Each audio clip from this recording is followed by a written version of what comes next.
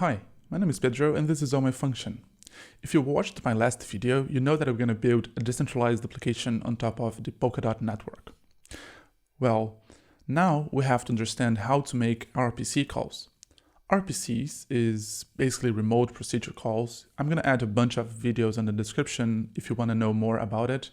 It's a little bit different from what you know and understand about Rest. Here, we don't create endpoints that are going to return what we want depending on some things. On RPCs, you basically you run things that we call functions inside of the backend directly over a WebSocket, because I don't think that RPCs make much sense on an HTTP environment.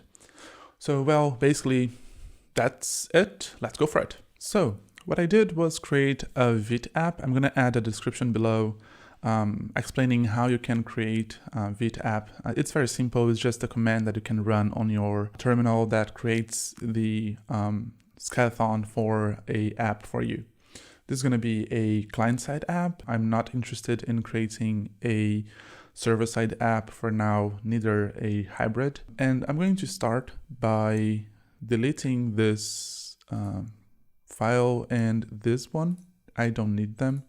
This one, I'm going to delete everything on it, but I'm going to keep the file because I want to add Tailwind for it later. And here, I don't need anything from this.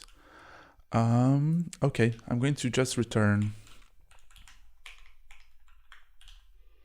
dApp, and that's it. I'm going to make this a Lambda function, and we are good to go.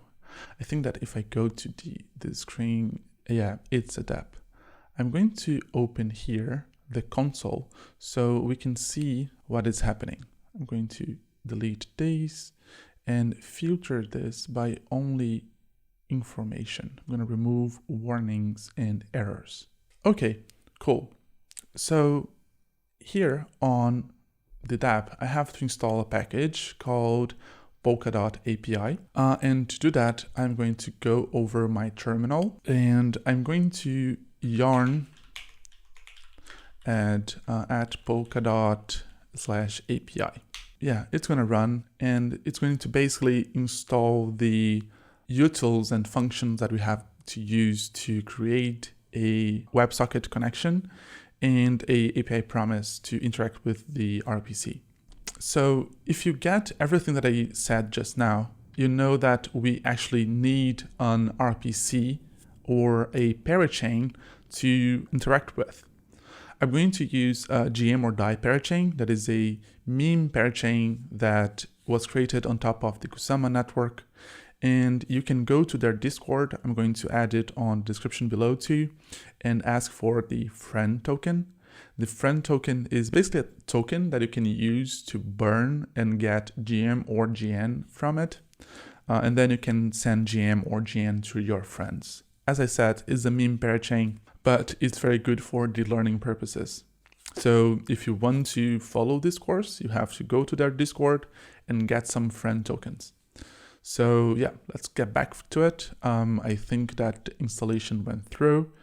And what I have to do here is basically create a WebSocket connection as a provider. And then I have to pass this provider to the API promise, and then I can interact with the chain. And then I'm going to do something very basic, just for you to see that it's working. For that, I'm going to actually need the GM or die RPC.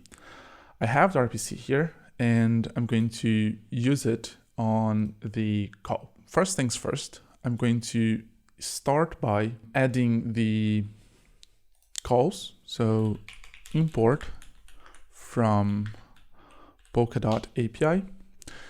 I'm going to add WS provider and API promise. These are the two ones that we need. For now, I'm going to make everything on one use effect so you can get the idea of how it works. But usually you would do it on a context or somewhere else, and you would have it provided. So I'm going to create a state as app or API and set API. as use state, and this is going to be a state of my application. And I'm going to pass the type here after I get the type of the API. Then I'm going to create a use effect that is going to be basically where all the magic's going to happen. Usually what people have is a setup. So they have on the context a setup function that is basically a way, a synchronous way to create and pass the API to the state. I'm going to run setup here as the first thing that I do when I run the app, and it's going to be just that. Sometimes when you want to change the RPC, you can also do it, but for now, I don't want to.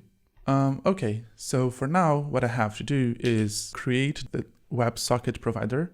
So const WS provider equals to WS provider, and then I can pass, this is a class, so it's a new WS provider, and then with the endpoint that you can see is the first parameter is going to be this. This is the node that I'm going to use for the testing purposes.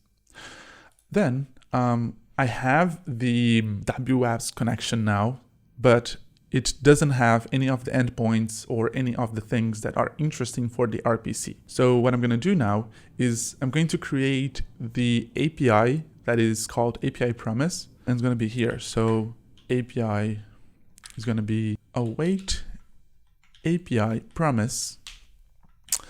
And this API promise only needs one provider, actually. That is the WS provider, and it's going to be our WS provider.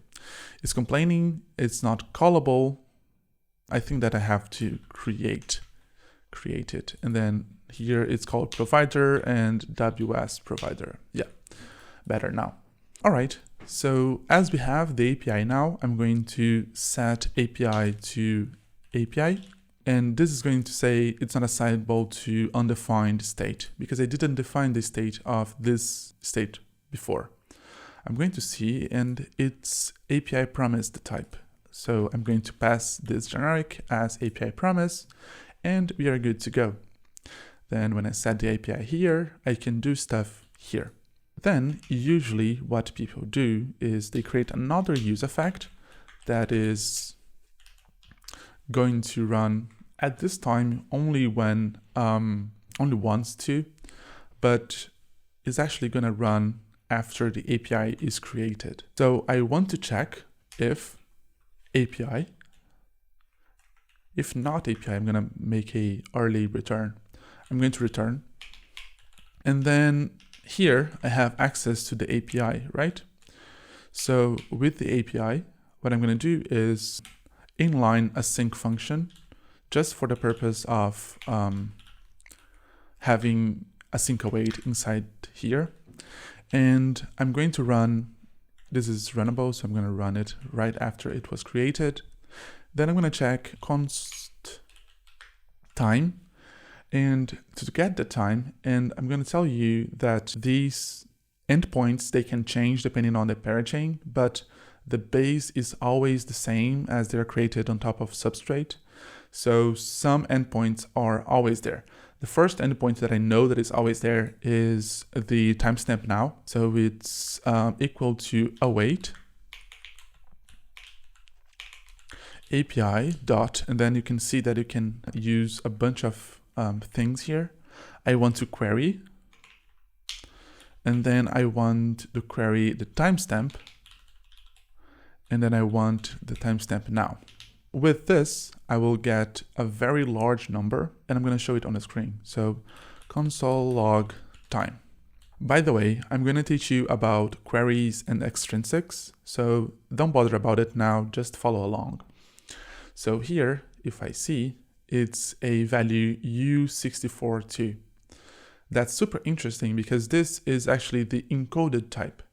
And on using the API, I have something that is called toPrimitive and toHuman and to etc. I'm going to show you here because then you can see the typing. If I type that dot, you can see that it has 2 human, 2 JSON, 2 hex, and 2 primitive. I want, and on this course, I will always use the 2 primitive.